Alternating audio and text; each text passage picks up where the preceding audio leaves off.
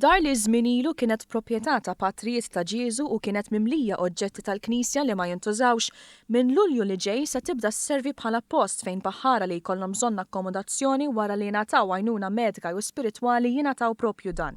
Il-proġett infrastrutturali tad-dar sewa madwar 250,000 euro biex id-dar ikollha r-riżorsi meħtieġa biex il-baħħara joqogħdu f'kumdità u sigurtà sakemm jistennew vjaġġ lura lejn pajjiżhom.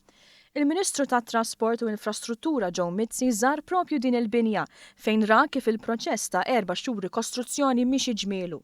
Tkellimna ma' Father Joe Borch hekk imsejjaħ kappillan tal-Port il-Kbir u Port Ħieles li fissrinna ħolma ta' 4 snin ilu. L-idea deret li ħadet l-ruq tagħha.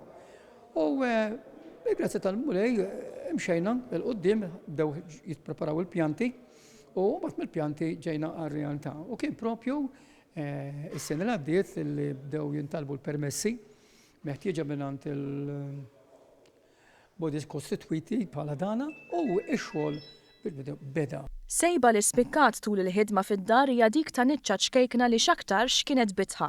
Niċċa li se titħalla fil-post fejn instabet bħala wirt Malti biex il-baħrin minn pajjiżi oħra jaraw x'issarra fil-ġebla Maltija antika.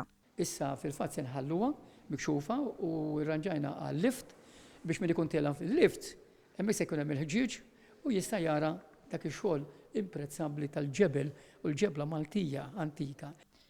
Il-Ministru Mizzi saħaq li għax il-qasam marittimu huwa tant importanti f'pajjiżna, iridu jittieħdu l-miżuri meħtieġa biex il-ħaddiema tas-settur ikollhom is-saħħa u s-sigurtà tagħhom garantita.